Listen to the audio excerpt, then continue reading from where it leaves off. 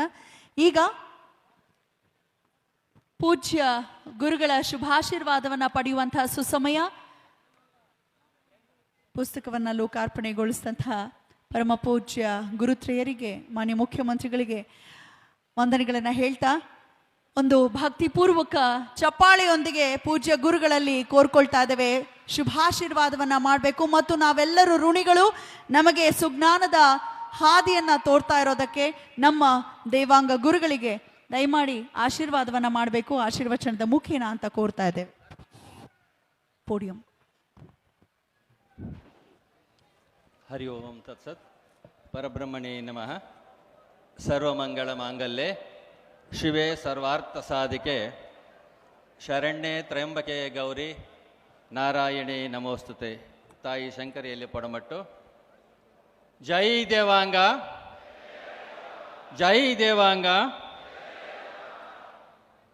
ಈ ದಿನ ಭವ್ಯವಾದಂಥ ವೇದಿಕೆ ಮೇಲೆ ನಮ್ಮ ದೇವಾಂಗ ಸಂಘದ 100 ವರ್ಷಗಳ ಒಂದು ದಾಖಲೆಯ ಇತಿಹಾಸ ರೂಪದಲ್ಲಿ ಸೇರಿರ್ತಕ್ಕಂಥ ಎಲ್ಲ ಆತ್ಮೀಯ ಸದ್ಭಕ್ತರೇ, ಈ ಒಂದು ಕಾರ್ಯಕ್ರಮದ ರೂವಾರಿಗಳಾಗಿರ್ತಕ್ಕಂಥ ದೇವಾಂಗ ಸಂಘದ ಅಧ್ಯಕ್ಷರಾದಂಥ ಡಾಕ್ಟರ್ ಜಿ ರಮೇಶ್ ಅವರೇ ಹಾಗೂ ಸಂಘದ ಎಲ್ಲ ಪದಾಧಿಕಾರಿಗಳೇ, ಈ ಸಮಾರಂಭಕ್ಕೆ ಶುಭ ಕೋರಲು ಬಂದಿರತಕ್ಕಂಥ ಪರಮ ಪೂಜ್ಯರು ಆದಿಚುಂಚನಗಿರಿ ಪರಮ ಪೂಜ್ಯರು ಜಗದ್ಗುರುಗಳಾಗಿರ್ತಕ್ಕಂಥ ಡಾಕ್ಟರ್ ಶ್ರೀ ನಿರ್ಮಲಾನಂದನಾಥ ಸ್ವಾಮೀಜಿಯವರಲ್ಲಿ ಪೊಡಮಟ್ಟು, ಅದೇ ರೀತಿಯಾಗಿ ನಮ್ಮ ಕೊಂಡೇವೂರು ಮಠದ ಪರಮ ಪೂಜ್ಯರಾಗಿರ್ತಕ್ಕಂಥ ಯೋಗಾನಂದ ಸರಸ್ವತಿ ಸ್ವಾಮೀಜಿಯವರಲ್ಲಿ ಪೊಡಮಟ್ಟು, ಈ ಸಮಾರಂಭವನ್ನು ಉದ್ಘಾಟನೆ ಮಾಡಿರ್ತಕ್ಕಂಥ ಈ ರಾಜ್ಯದ ಘನವೆತ್ತ ಸರ್ಕಾರದ ಮುಖ್ಯಮಂತ್ರಿಗಳು, ಅಹಿಂದ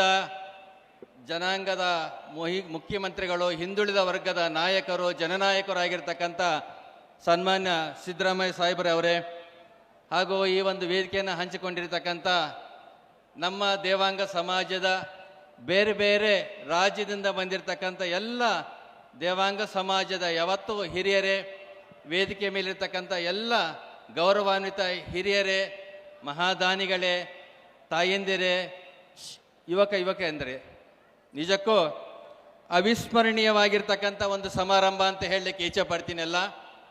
ಯಾಕೆ ಅಂತ ಹೇಳಿದ್ರೆ, ದೇವಾಂಗ ಜನಾಂಗ ನಿಮಗೆಲ್ಲ ಗೊತ್ತಿರ್ಬೋದು, ದೇವರ ಅಂಗದಿಂದ ಬಂದಿರತಕ್ಕಂಥ ಸಮಾಜದ ಬಂಧುಗಳು ನಾವು. ದೇವಲ ಮಹರ್ಷಿಯಿಂದ ಬಂದಿರತಕ್ಕಂಥ ಸಮಾಜ ನಮ್ಮದು. ದೇವಾನು ದೇವತೆಗಳಿಗೆ ವಸ್ತ್ರವನ್ನು ಕೊಟ್ಟಿರ್ತಕ್ಕಂಥ ಸಮಾಜ ಯಾವುದಾದ್ರೂ ಇದ್ದರೆ ಅದು ದೇವಾಂಗ ಸಮಾಜ ಅಂತ ಹೇಳಲಿಕ್ಕೆ ಹೆಗ್ಗಳ್ತಾ ಹೇಳ್ತಿದ್ವಲ್ಲ.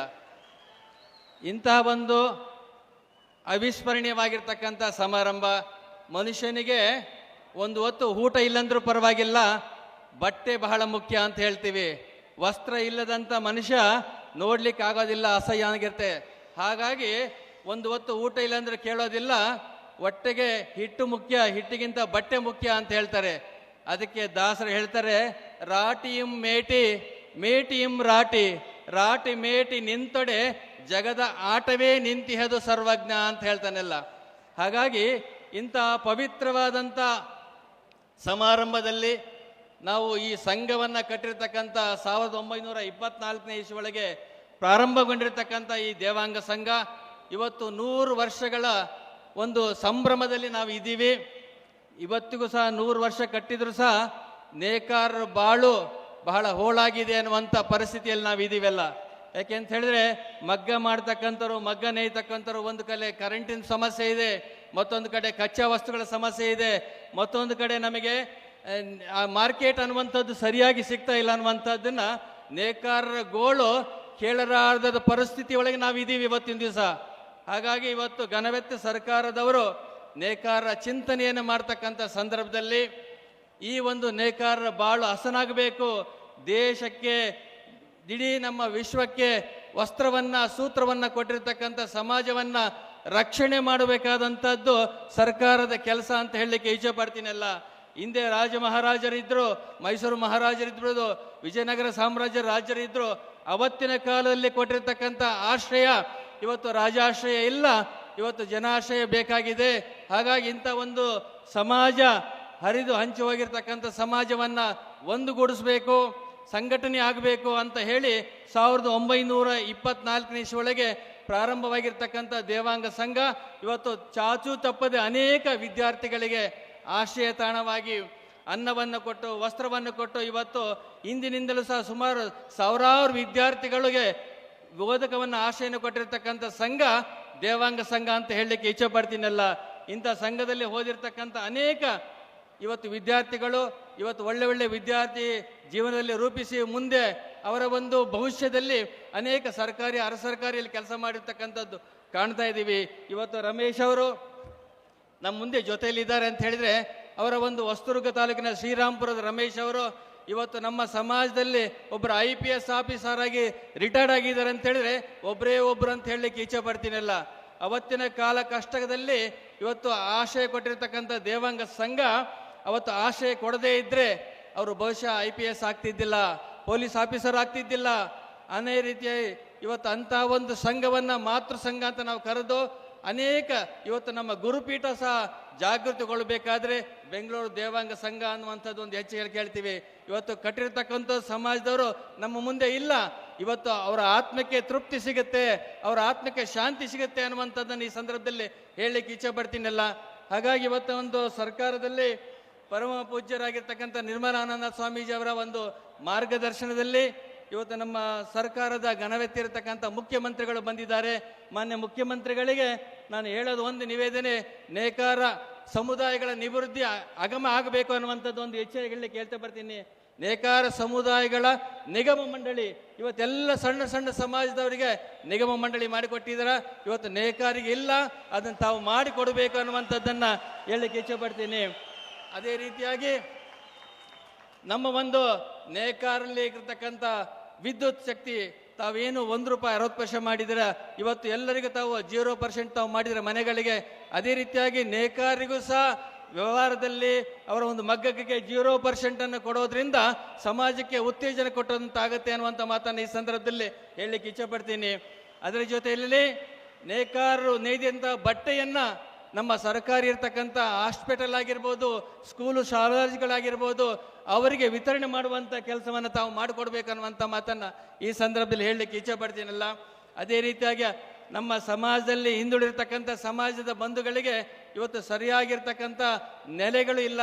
ಇವತ್ತು ನಮ್ಮ ಮಠ ಇದೆ, ನಮ್ಮ ಮಠಕ್ಕೆ ಆಶ್ರಯ ಆಗಿರ್ತಕ್ಕಂಥ ರಾಜಾಶ್ರಯ ಇತ್ತವ ಕಾಲದಲ್ಲಿ, ಇವತ್ತಿನ ಕಾಲದಲ್ಲಿ ರಾಜಾಶ್ರಯ ಇಲ್ಲದೇ ಕಾರಣ ನಮ್ಮ ಸರ್ಕಾರ ಘನವೆತ್ತಿ ಸರ್ಕಾರದಿಂದ ಅನೇಕ ಮಠಮಾನ್ಯಗಳಿಗೆ ಕೊಡತಕ್ಕಂಥ ಒಂದು ಅನುದಾನವನ್ನು ನಮ್ಮ ಮಠಕ್ಕೆ 5 ಕೋಟಿ ರೂಪಾಯಿಗಳನ್ನು ಕೊಡಬೇಕಂತ ತಮ್ಮ ಮುಂದೆ ಹೇಳಲಿಕ್ಕೆ ಇಚ್ಛೆ ಪಡ್ತೀನಲ್ಲ. ಆ ಮೂಲಕವಾಗಿ ಸಮಾಜವನ್ನು ಜಾಗೃತಿ ಮೂಡಿಸಬೇಕು, ಸಮಾಜದಲ್ಲಿ ಸಂಘಟನೆ ಆಗಬೇಕು. ಸಮಾಜದಲ್ಲಿರ್ತಕ್ಕಂಥ ಇವತ್ತು ರಾಜ್ಯದಲ್ಲಿರ್ತಕ್ಕಂಥ 30 ಲಕ್ಷ ಜನ ಪರವಾಗಿ ಬಂದಿರತಕ್ಕಂಥ ಎಲ್ಲರಿಗೂ ಸಹ ಇವತ್ತು ಸಮಪಾಲು ಅನ್ನುವಂಥದ್ದೇನು ಹೇಳ್ತೀವಿ. ಇಂಥ ಒಂದು ಅಡಿಯಲ್ಲಿರ್ತಕ್ಕಂಥ ನಮ್ಮ ಹಿಂದುಳಿದ ವರ್ಗದ ನಾಯಕರಾಗಿರ್ತಕ್ಕಂಥ ಸನ್ಮಾನ್ಯ ಸಿದ್ದರಾಮಯ್ಯ ಸಾಹೇಬ್ರವರು ಯಾರಿಗೂ ಸಹ ಇಲ್ಲ ಅಂತ ಹೇಳಿಲ್ಲ. ಒಂಥರ ಅಕ್ಷಯ ಪಾತ್ರ ಇದ್ದಂಗೆ ಅವರೆಲ್ಲ, ಯಾರು ಕೇಳಿದ್ರು ಇಲ್ಲ ಅಂತ ಹೇಳುವಂಥ ಮಾತೇ ಇಲ್ಲ. ಹಾಗಾಗಿ ನಮ್ಮ ಸಮಾಜದಲ್ಲಿ ಇವತ್ತು MLAಗಳು ಯಾರೂ ಇಲ್ಲ, MP ಇಲ್ಲ. ಅದಕ್ಕಾಗಿ ನಮ್ಮ ಒಂದು ಸ್ಥಾನದಲ್ಲಿ ಸಿದ್ದರಾಮಯ್ಯ ಸಾಹೇಬರಲ್ಲಿ ವಿನಂತಿ ಮಾಡಿದರೆ ರಾಜಕೀಯ ಶಕ್ತಿ ಬೇಕಾಗಿದೆ. ಆ ರಾಜಕೀಯ ಶಕ್ತಿಯನ್ನು ತಾವು ಕೊಡಬೇಕು ಅನ್ನುವಂಥ ಮಾತನ್ನು ಈ ಸಂದರ್ಭದಲ್ಲಿ ಸಹ ಹೇಳಲಿಕ್ಕೆ ಇಚ್ಛೆ ಪಡ್ತೀನಲ್ಲ. ಹಂಗಿದ್ದಾಗ ಮಾತ್ರ ಸಮಾಜವನ್ನು ಮುಂದುವರಿಸಲಿಕ್ಕಾಗತ್ತೆ, ಸಂಘಟನೆ ಮಾಡಲಿಕ್ಕಾಗತ್ತೆ. ಇವತ್ತು ನಮ್ಮಲ್ಲಿರ್ತಕ್ಕಂಥ ಉಮಾಶ್ರೀ ಮೇಡಮ್ ಇದ್ದಾರೆ, ರವೀಂದ್ರ ಕಲಬುರ್ಗಿ ಇದ್ದಾರೆ, ಗೋತಿ ಪೇಶರ್ ಇದ್ದಾರೆ, ಅನೇಕರಿದ್ದಾರೆ. ಅವರಿಗೆ ಒಂದು ಜವಳಿ ಇಲಾಖೆ ಆಗಿರ್ಬೋದು, ಮತ್ತೊಂದು ಇಲಾಖೆಯಲ್ಲಿಗೆ ಜವಾಬ್ದಾರಿಯನ್ನು ಕೊಟ್ಟರೆ ಖಂಡಿತವಾಗಿ ಸಮಾಜವು ಸಹ ನಿಮ್ಮ ಮುಂದೆ ಯಾವತ್ತು ಇರುತ್ತೆ ಅನ್ನುವಂಥ ಮಾತನ್ನು ಈ ಸಂದರ್ಭದಲ್ಲಿ ಹೇಳಲಿಕ್ಕೆ ಇಚ್ಛೆ ಪಡ್ತೀನಲ್ಲ.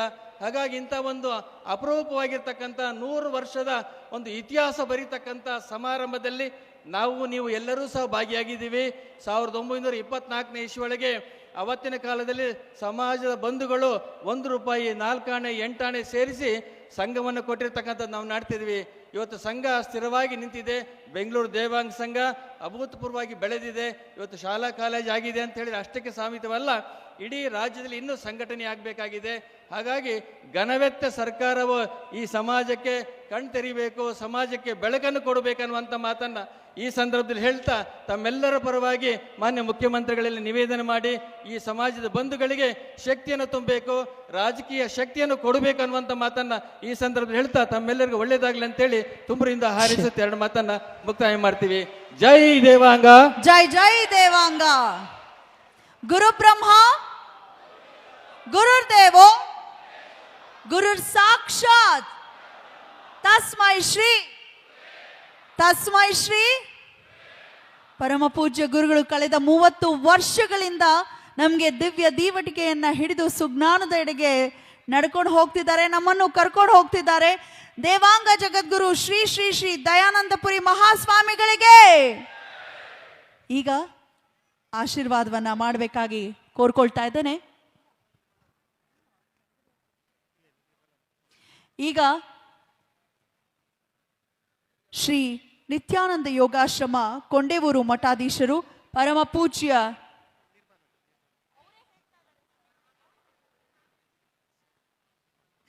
ಶ್ರೀ ನಿತ್ಯಾನಂದ ಯೋಗಾಶ್ರಮ ಕೊಂಡೇವೂರು ಮಠಾಧೀಶರಾದಂತಹ ಪರಮ ಪೂಜ್ಯ ಜಗದ್ಗುರು ಶ್ರೀ ಶ್ರೀ ಶ್ರೀ ಯೋಗಾನಂದ ಸರಸ್ವತಿ ಸ್ವಾಮೀಜಿ ಅವರ ಅಮೃತವಾಣಿಯನ್ನ ಕೇಳೋಣ.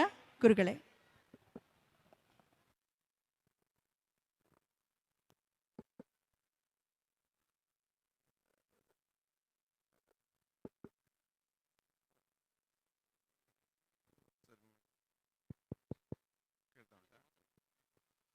आचार्यः पवनोऽस्माकम् आचार्याणि च भारती देवो नारायण श्रीशः देवी मंगलदेवता.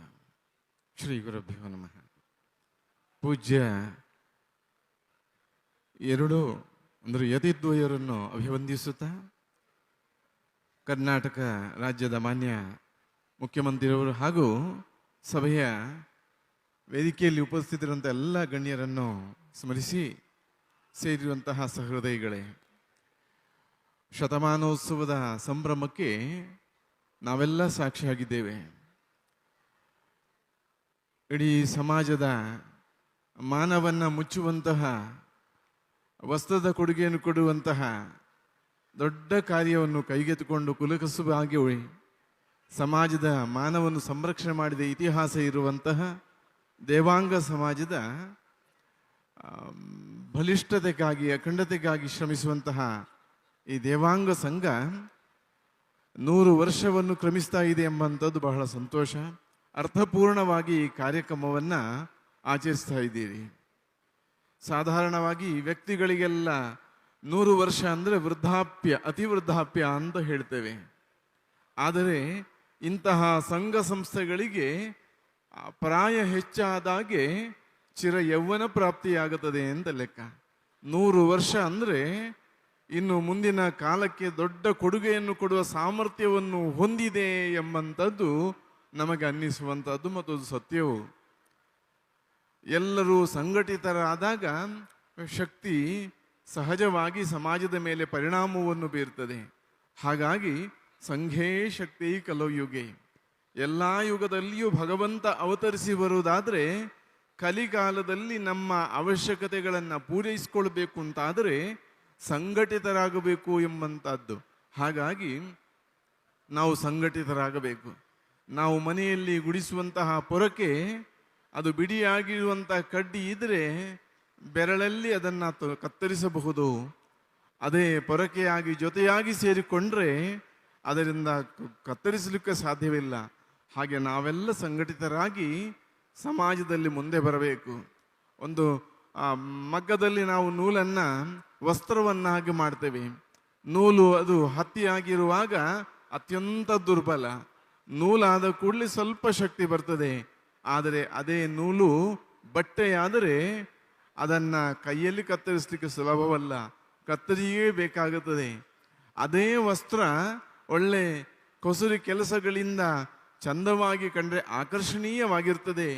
ಅದೇ ರೀತಿಯಲ್ಲಿ ಬಿಡಿ ಬಿಡಿಯಾಗಿ ನೂಲಿನಂತಿರುವಂತಹ ಪ್ರತಿಯೊಬ್ಬರೂ ವಸ್ತ್ರದಂತಾಗಿ ಅದು ಒಳ್ಳೆಯ ಕುಸುರಿ ಕೆಲಸಗಳಿರುವಂಥ ಸುಸಂಸ್ಕೃತರಾಗಿ ಒಳ್ಳೆ ವಿದ್ಯಾವಂತರಾಗಿ ಬಂದು ಈ ರೀತಿ ಸಂಘಟನೆ ಮಾಡಿಕೊಂಡು ಸಮಾಜದಲ್ಲಿ ಏನೆಲ್ಲ ಅವಶ್ಯಕತೆ ಎಲ್ಲಿಗಿದೆ ಎಂಬುದನ್ನು ಮನಗೊಂಡು ದೀನರ ದುಃಖಿಗಳ ಸೇವೆ ಮಾಡುತ್ತಾ ಹಾಗೆ ಪ್ರತಿಯೊಬ್ಬ ದೇವಾಂಗ ಸಂಘದ ಸಮಾಜದಲ್ಲಿರುವ ಒಬ್ಬ ವ್ಯಕ್ತಿಯನ್ನು ಉನ್ನತ ಶಿಕ್ಷಣವನ್ನು ಸಂಸ್ಕಾರವನ್ನು ಕೊಡುತ್ತಾ ಈ ಸಂಘಟನೆಯನ್ನ ಬಲಿಷ್ಠಗೊಳಿಸುವಲ್ಲಿ ಬಹಳ ದೊಡ್ಡ ಕೊಡುಗೆಯನ್ನು ಹೊಂದಿದೆ ಈ ದೇವಾಂಗ ಸಂಘ. ಅಂತಹ ಈ ಸಂಘದ ಈ ಕಾರ್ಯ ಅರ್ಥಪೂರ್ಣವಾಗಿದೆ. ಮುಂದಿನ ದಿನಗಳು, ವರ್ಷಗಳು ಇದೇ ರೀತಿಯಲ್ಲಿ ಮುಂದುವರಿತಾ ಸಮಾಜಕ್ಕೆ ಶಕ್ತಿ ತುಂಬುವಂತಾಗಲಿ. ಇಡೀ ನಮ್ಮ ಭಾರತೀಯ ಸಂಸ್ಕೃತಿಗೆ ಒಳ್ಳೆಯ ಶಕ್ತಿ ಕೊಡುವಂತಹ ಒಂದು ಸಾಧನೆ ಈ ದೇವಾಂಗ ಸಮಾಜದ ಮೂಲಕ ನಿರ್ಮಾಣವಾಗಿ ನಮ್ಮ ಭಾರತ ಜಗತ್ತಿನ ಮುಂದೆ ತಲೆ ಎತ್ತಿ ನಿಲ್ಲುವ ಭಾರತವಾಗಬೇಕು. ಅದಕ್ಕೆ ಕಟ್ಟಡಕ್ಕೆ ಹೇಗೆ ಒಂದೊಂದು ಇಟ್ಟಿಗೆಯು ಆಕಾರದಿಂದಿರಬೇಕು, ಅದೇ ರೀತಿಯಲ್ಲಿ ದೇವಾಂಗ ಸಮಾಜದ ಪ್ರತಿಯೊಬ್ಬ ಸದಸ್ಯನು ನೀವು ಸುಸಂಸ್ಕೃತನಾಗಿ, ವಿದ್ಯಾವಂತನಾಗಿ, ರಾಷ್ಟ್ರಭಕ್ತನಾಗಿ, ಜನಗಳ ಪ್ರೀತಿಗೆ ಪಾತ್ರ ಆಗಬೇಕು, ದೇವರ ಅನುಗ್ರಹಕ್ಕೂ ಪಾತ್ರ ಆಗಬೇಕು ಅಂತ ಯೋಗ್ಯತೆಯನ್ನು ಬೆಳೆಸಿಕೊಳ್ಬೇಕು. ಈ ಸಂಘಟನೆಯನ್ನ ನೀವೆಲ್ಲರೂ ಬಲಿಷ್ಠಗೊಳಿಸಬೇಕು. ಸಂಘೇ ಶಕ್ತಿ ಕಲಯುಗ ಎಂಬಂತೆ ಕಲಿಗಾಲದಲ್ಲಿ ನಮ್ಮ ಅವಶ್ಯಕತೆಗಳನ್ನು ಪೂರೈಸಲಿಕ್ಕೋಸ್ಕರ ಸಶಕ್ತರಾಗಿ ಒಗ್ಗಟ್ಟಾಗಿ ನಿಲ್ಲುವ ಮೂಲಕ ರಾಷ್ಟ್ರ ನಿರ್ಮಾಣ ಮಾಡುವುದರಲ್ಲಿ ನಮ್ಮನ್ನು ನಾವು ತೊಡಗಿಸಿಕೊಳ್ಳೋಣ. ಎಲ್ಲರಿಗೂ ಒಳಿತಾಗಲಿ. ಭವಿಷ್ಯ ಕಾಲ ಈ ದೇವಾಂಗ ಸಂಘಕ್ಕೆ ಒಳ್ಳೆಯ ಭವಿಷ್ಯ, ಇದಕ್ಕಿಂತ ಉನ್ನತವಾದಂತಹ ಸ್ಥಾನದೊಂದಿಗೆ, ಬೆಳೆಯಮಣಿಗೆಯೊಂದಿಗೆ ಎಲ್ಲರೂ ಗುರುತಿಸಿಕೊಳ್ಳುವಂತಾಗಲಿ ಅಂತ ಹಾರೈಸ್ತಾ ಕೃಷ್ಣಾರ್ಪಣಮಸ್ತು. ಭಕ್ತಿಪೂರ್ವಕ ವಂದನೆಗಳು ಪೂಜ್ಯರ ನುಡಿಗಳಿಗೆ ಎಂದೆನ್ನುತ್ತಾ ಈಗ ಪರಮ ಪೂಜ್ಯ ಜಗದ್ಗುರು ಶ್ರೀ ಆದಿಚುಂಚನಗಿರಿ ಮಹಾಸಂಸ್ಥಾನ ಮಠದ ಡಾಕ್ಟರ್ ಶ್ರೀ ಶ್ರೀ ಶ್ರೀ ನಿರ್ಮಲಾನಂದನಾಥ ಮಹಾಸ್ವಾಮಿಗಳ ಆಶೀರ್ವಾದವನ್ನು ಪಡೆಯುವ ಸಮಯ. ನಮ್ಮ ದಯಾನಂದಪುರಿ ಮಹಾಸ್ವಾಮಿಗಳಿಗೆ ಮೊದಲಿಗೆ ಗೌರವಿಸ್ತಾ ಇದ್ದಾರೆ ಪೂಜ್ಯರು. ಬಹಳ ಹತ್ತಿರದ ಒಡನಾಡಿಗಳು ಇಬ್ಬರು ಕೂಡ. ಸೊ ದೇವಾಂಗ ಸಮುದಾಯ ಬೇರೆ ಅಲ್ಲ, ಒಕ್ಕಲಿಗ ಸಮುದಾಯ ಬೇರೆ ಅಲ್ಲ ಎನ್ನುವಂತೆ ನಡೆದುಕೊಳ್ತಿರುವಂಥ ಎರಡು ಮಠಗಳು. ಪೂಜ್ಯರ ಶುಭಾಶೀರ್ವಾದ ಪಡೆಯೋಣ. ಆಶೀರ್ವಚನವನ್ನು ಆಲಿಸೋ ಮುಖೇನ.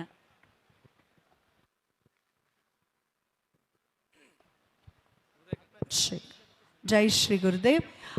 ಶ್ರೀಯುತ ಶಾಸಕರಾದಂಥ ಉದಯ್ ಗರುಡಾಚಾರ್ ಅವರು ಕೂಡ ಆಗಮಿಸಿದ್ದಾರೆ. ಅವರಿಗೆ ನಲ್ಮೆಯ ಸ್ವಾಗತ ವೇದಿಕೆಗೆ ಎಂದೆನ್ನುತ್ತಾ ಪೂಜ್ಯರ ಶುಭಾಶೀರ್ವಾದ.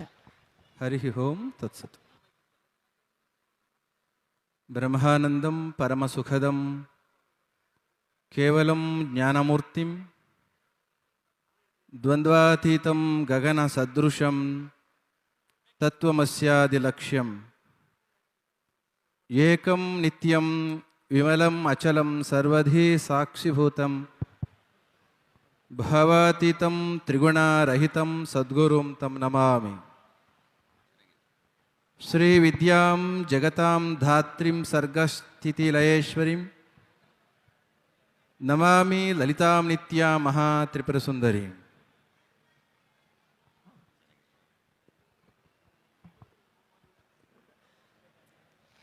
ನಮ್ಮೆಲ್ಲರ ಪ್ರೀತಿಯ ದೇವಾಂಗ ಸಂಘ ಅಸ್ತಿತ್ವಕ್ಕೆ ಬಂದು ಶತಮಾನಗಳನ್ನು ಪೂರೈಸಿರ್ತಕ್ಕಂಥ ಶತಮಾನೋತ್ಸವದ ಈ ಪವಿತ್ರ ಗಳಿಗೆಯಲ್ಲಿ ಪರಂಪರೆಯ ಎಲ್ಲ ಋಷಿಮುನಿಗಳನ್ನು ಸ್ಮರಿಸಿ ಪರಂಪೂಜ್ಯ ಜಗದ್ಗುರು ಡಾಕ್ಟರ್ ಶ್ರೀ ಬಾಲಗಂಗಾಧರನಾಥ್ ಮಹಾಸ್ವಾಮೀಜಿಯವರ ದಿವ್ಯ ಚೇತನಕ್ಕೆ ಮನಸ ನಮಿಸಿ ಸಮುದಾಯದ ಪರಂಪೂಜ್ಯ ಜಗದ್ಗುರುಗಳಾಗಿ ಸಮುದಾಯದ ಸೇವೆಯನ್ನು, ನಿಸ್ವಾರ್ಥ ಸೇವೆ, ಭಕ್ತಿ ಮತ್ತು ಜ್ಞಾನದ ಮಾರ್ಗದರ್ಶನವನ್ನು ಮಾಡ್ತಾ ಇರ್ತಕ್ಕಂಥ ಹಂಪಿ ಹೇಮಕೂಟ ಗಾಯತ್ರಿ ಪೀಠ ಮಹಾಸಂಸ್ಥಾನದ ಜಗದ್ಗುರುಗಳಾದ ಜಗದ್ಗುರು ಶ್ರೀ ದಯಾನಂದಪುರಿ ಮಹಾಸ್ವಾಮೀಜಿಯವರ ಶ್ರೀ ಸನ್ನಿಧಿಯಲ್ಲಿ ನಮಿಸಿ ನಿತ್ಯಾನಂದ ಯೋಗಾಶ್ರಮದ ಪೂಜ್ಯರಾದಂಥ ಜಗದ್ಗುರು ಶ್ರೀ ಯೋಗಾನಂದ ಸರಸ್ವತಿ ಸ್ವಾಮೀಜಿರವರ ಶ್ರೀ ಸನ್ನಿಧಿಯಲ್ಲಿ ನಾಡಿನ ಜನಪ್ರಿಯ ಮುಖ್ಯಮಂತ್ರಿಗಳಾಗಿ ನಾಡಿನ ಎಲ್ಲ ಸಮುದಾಯಗಳು ಮತ್ತು ಜನಗಳು ಅಭಿವೃದ್ಧಿಯನ್ನು ಹೊಂದಿದ್ದೇ ಆದರೆ ರಾಜ್ಯ ಮತ್ತು ದೇಶವೂ ಕೂಡ ಉದ್ಧಾರ ಆಗುತ್ತೆ ಎಂಬ ಬಹುದೊಡ್ಡ ಕನಸನ್ನು ಹೊತ್ತು ಸೇವೆಯನ್ನು ಮಾಡ್ತಾ ಇರ್ತಕ್ಕಂಥ ಜನಪ್ರಿಯ ಮುಖ್ಯಮಂತ್ರಿಗಳಾಗಿರ್ತಕ್ಕಂಥ ಪ್ರೀತಿಯ ಶ್ರೀ ಸಿದ್ದರಾಮಯ್ಯನವರ ಉಪಸ್ಥಿತಿ ಇದೆ ಮತ್ತು ಅವರು ಕಾರ್ಯಕ್ರಮ ಉದ್ಘಾಟನೆ ಮಾಡಿಕೊಟ್ಟಿದ್ದಾರೆ. ಕಾರ್ಯಕ್ರಮದಲ್ಲಿ ಆಸೀನರಾಗಿರ್ತಕ್ಕಂಥ ಅಧ್ಯಕ್ಷತೆಯನ್ನು ವಹಿಸಿದಂಥ ರಮೇಶ್ ರವರ ಆದಿಯಾಗಿ ಕೆ ನಾರಾಯಣರವರೇ, ಉಮಾಶ್ರೀ ಅವರೇ, ವೇಣುಗೋಪಾಲ್ ಅವರೇ, ಜನಾರ್ದನ್ ರವರೇ,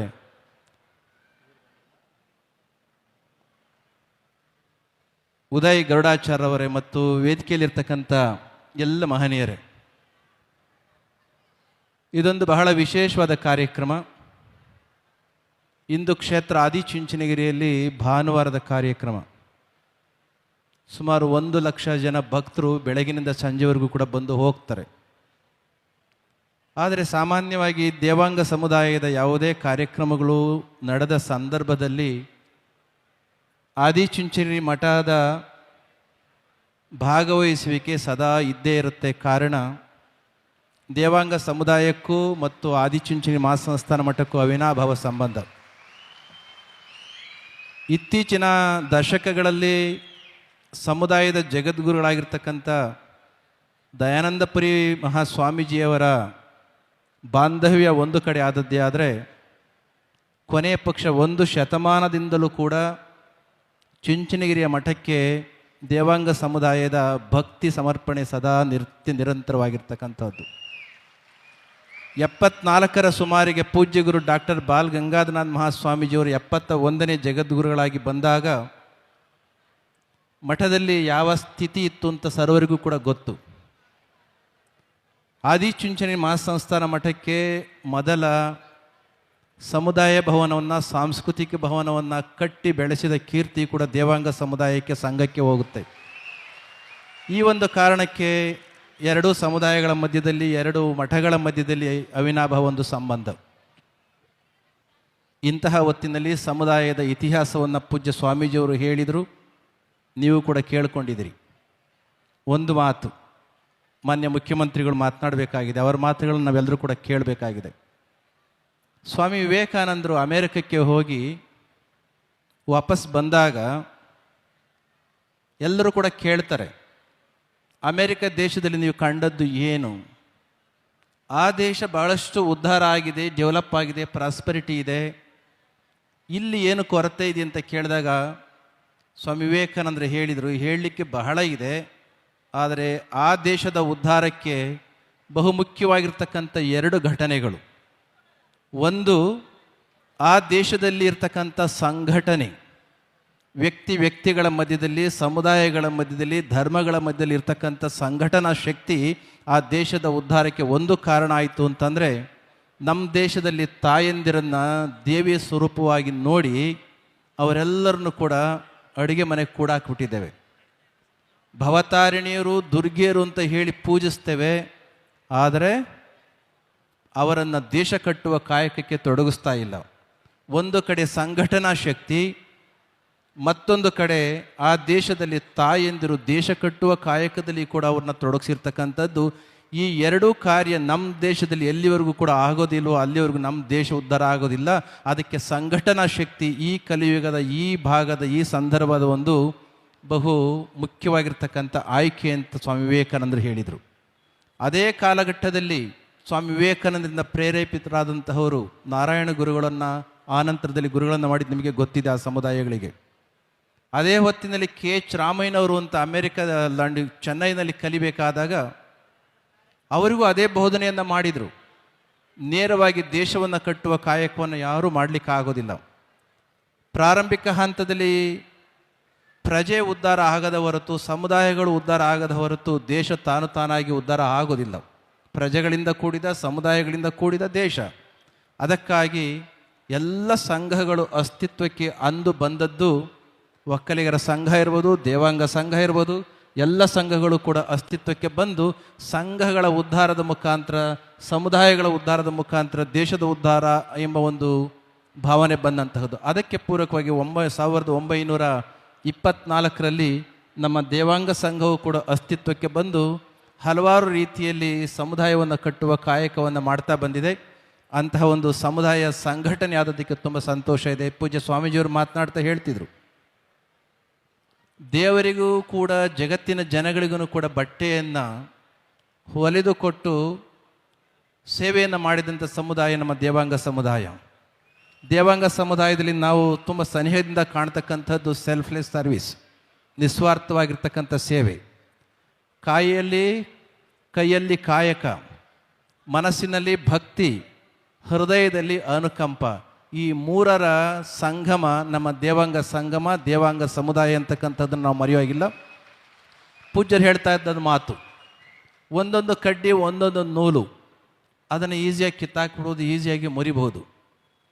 ಅದೇ ಒಂದು ನೂಲನ್ನು ನಾವು ಸರಿಯಾದ ರೀತಿಯಲ್ಲಿ ನೇಯ್ದದ್ದೇ ಆದರೆ ಮಾನ ಮುಚ್ಚುವ ಮತ್ತು ಮರ್ಯಾದೆಯಿಂದ ಬದುಕ್ತಕ್ಕಂಥ ಬಟ್ಟೆಯೂ ಕೂಡ ಆಗುತ್ತೆ, ಶಕ್ತಿಯುತವಾಗಿರ್ತಕ್ಕಂಥದ್ದು ಆಗುತ್ತೆ. ಸಂಘದಿಂದ ಆಗಬೇಕಾಗಿರ್ತಕ್ಕಂಥ ಕೆಲಸವೂ ಇಷ್ಟೇ. ಯಾವ್ಯಾವುದ ಕಾರಣಕ್ಕೋಸ್ಕರ ವಿಭಿನ್ನ ದಿಕ್ಕಿನಲ್ಲಿ ಓಡಿದ್ದೇ ಆದರೆ ಸಮುದಾಯ ಉದ್ಧಾರ ಆಗೋದಿಲ್ಲ. ರಾಜಕಾರಣದ ಕ್ಷೇತ್ರ ಇರ್ಬೋದು, ಬೇರೆ ಬೇರೆ ಕ್ಷೇತ್ರಗಳನ್ನು ನೀವು ಮಾಡಿಕೊಳ್ಳಿ, ಆದರೆ ಸಮುದಾಯದ ಸಂಘಟನೆ, ಸಮುದಾಯ ಎಲ್ಲ ರೀತಿಯಲ್ಲಿ ಕೂಡ ದೇಶದ ಸೇವೆಯನ್ನು ಮಾಡುವ ನಿಟ್ಟಿನಲ್ಲಿ ಶ್ರಮಿಸಲಿ ಅಂತ ಹೇಳಿ ನನ್ನ ಮಾತುಗಳನ್ನ ಮುಗಿಸ್ತೇನೆ. ಜೈ ಶ್ರೀ ಗುರುದೇವ್.